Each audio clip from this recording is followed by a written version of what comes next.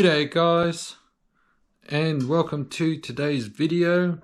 So in this video I am going to go through with you what steps you should take after you've done a maiden flight on a new model aeroplane. Now this goes for any kind of model aeroplane that you've either scratch built, was an ARF, is electric, glow powered, petrol or gas powered. These are things that you will go over a model after you've done a maiden flight or have done a couple of flights. So the model I'll be using is my Edge 540 that I recently finished rebuilding or refurbishing, I guess you could say, because if you haven't followed the channel, this model was given to me by a friend who bought it second hand off a fella who had built it but never flew it. But I spent about 6 months having to refurbish it and rebuild certain sections of it. So what I'll do is I will switch the camera around and we'll have a look at the model, and I'll go through with you the steps that I personally take after a maiden flight. Alright guys, so here is the model in question. So this particular model, I have put about 5 or 6 flights on it. So the maiden flight was semi-successful. It was quite tail heavy. I have since rebalanced it and put lead on it. I'll show you where I've put lead, and I've actually had to remove it because I'm obviously doing an inspection. So I had to balance it. I put some lead underneath here, and over here I have this lead plate, and that plate goes over the top here, and it's screwed onto the, I guess you can call it the motor plate box. I've taken it off so I can inspect inside here. So the reason why you want to inspect your model after a maiden flight is obviously everything is brand new, and you bolted things on, and things like screws, nuts and bolts, they can work loose, especially if you have a model that has, in this case, a 35cc engine that runs on unleaded 2-stroke fuel. Now these sorts of engines, unlike, say for instance, a glow engine, while a glow engine does vibrate, because obviously it's internal combustion, they do not vibrate anywhere near as much as a large unleaded powered model engine.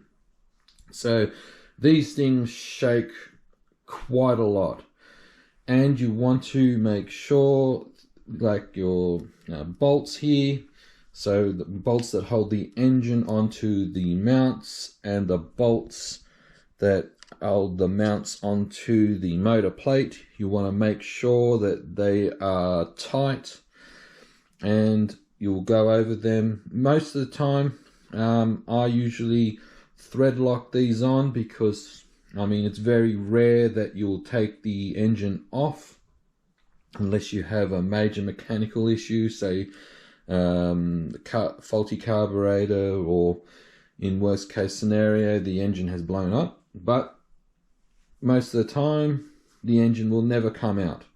So check the engine mount bolts and nuts. But like I said, if they are thread locked on, the likelihood of them coming loose is very slim. However, it's better to be safe than sorry. Other things, like in this case here, we see the fuel tubing. Doesn't hurt to just inspect the fuel tubing to make sure that It's fine that it's not coming loose or anything like that, or there are no splits. Now, because the engine is I have this engine set a little bit lean from factory settings, because this engine is brand new, and so I can see that, because right there we have the carburetor, I can see that the there's a bit of, I guess you could call it, blowback out of the carburetor from the rich fuel settings. So like if I wipe my finger, you can see it's a bit shiny. That's fine. So the engine's fine. So, but one thing you'll want to take notice of is the wood. So is the wood getting fuel soaked? If it is, well, we'll have to take some measures to prevent the wood from becoming fuel soaked. Other things too, check things like the zip ties here, for instance. I also have a Velcro strap holding the tank in. Make sure that they are still firmly secured. Little things like the batteries as well. The batteries are strapped down. Little things like that. Now, one of the other important things I want to go over too, especially if you have a model that is that has a rudder system, that's what's called pull-pull. So that means that in this case, as you can see here, there are two clevises on the servo, on the rudder servo, and you have wire. You want to make sure that the wire is firm, and I can see that that is not the case. While it's not sloppy, and like when I get the rudder, there's a little bit of play. I don't know if you can see it through the lighting there, but there's a little bit of play on the rudder. So what I'm going to do off camera, you can adjust the tension of the lines here, and so I will do that off camera just to make sure that you don't want it super tight, because you don't want to damage the rudder, but you want it tight. So like, as you can see, there's a bit of play there. I don't like that. I like it to be, you want it to be taut, but like I said, not to the point where you're going to rip the control horn out of the rudder. So you want to make sure that's nice and tight. Also, you want to check things like the servo mounting screws. Reason being is, as it's new and as you're flying, it can work its way loose, possibly. So it helps to go over those with your screwdriver. Make sure that they're still not extremely tight, but not loose.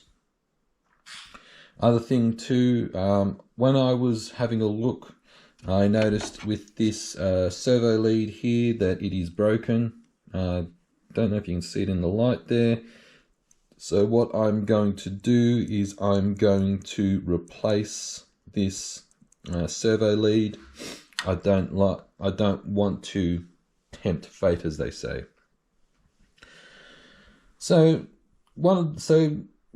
after you've gone through things like engine mount bolts, fuel system, if you're running an internal combustion engine, if you go over your servos and screws, one of the next things to go over is the frame and the wings. Now, I don't have the wings here, but it's all relative. Now, given the age of this model and how long it had been sitting around for, even though when I got this and started doing the refurbishment of it and I checked the airframe, it still doesn't hurt to go over the airframe and check things, move things around on there, just to see if anything's loose that needs to be re-glued, things like that. inspect the joint. So like you can see here, there's glue here, but you pull on it just to see if it moves away, things like that.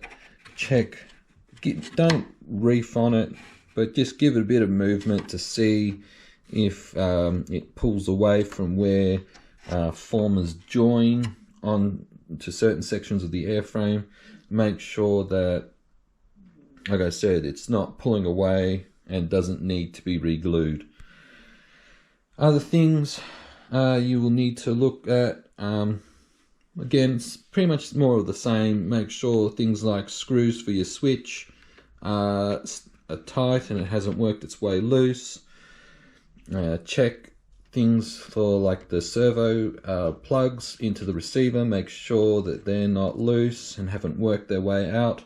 What I will do, I didn't actually do it before the maiden flight, but what I will do, even after I've replaced this servo wire, I'm going to get a bit of hot glue and put it across here. That way all the plugs are secure into the servo and they won't work their way out. Another thing to have a look at, I'll just put the canopy back on here. So this goes for all the control surface rods, whether it be elevator, rudder, aileron, even your throttle too. Helps to have a look at check your throttle. So things, in this case, this model has a rod that is, and I can see that's a little bit loose. I don't like that. So it pays to just have a look at, make sure the nuts and bolts, as you can see here. So I'm going to have to retension this and redo it again. This has worked its way loose, so that's not good, because if that had have come off, I'd have no elevator control. And it's things like these you need to go over with your model. And like I said, being brand new, even though you do things tight, sometimes with vibrations they will work their way loose. So always check over things to make sure that they're nice and tight. Even things like your landing gear, so in this case the tail wheel, check things like the collet here, make sure that that's not loose, make sure that's firmly screwed in under the fuselage there. Same with the main landing gear up the front, make sure the bolts are tight. I will do that off camera obviously because I have to move things around. And that's really pretty much it. So like I said, things like the control rod here, that's relative for whether it's elevator or rudder or aileron or throttle. Check to make sure that those things are nice and tight. So for instance, you got the throttle throttle wire going through there, so you check to make sure that that's tight. Even in this case, because it has a choke, check the choke movement to make sure it's working properly. And things like this, while you expect a new model to be fine, it's always good to go over a model to make sure that nothing has worked its way loose and can cause not only damage, but could also, in an extreme case, possibly cause injury to yourself or bystanders watching. So I hope you like this simple video. It's not much, but hopefully it would aid the newcomer in model aircraft. So if you have any questions, guys, don't hesitate to drop a comment. I'll do my best to answer them. Until then, guys, enjoy your hobby and cheers.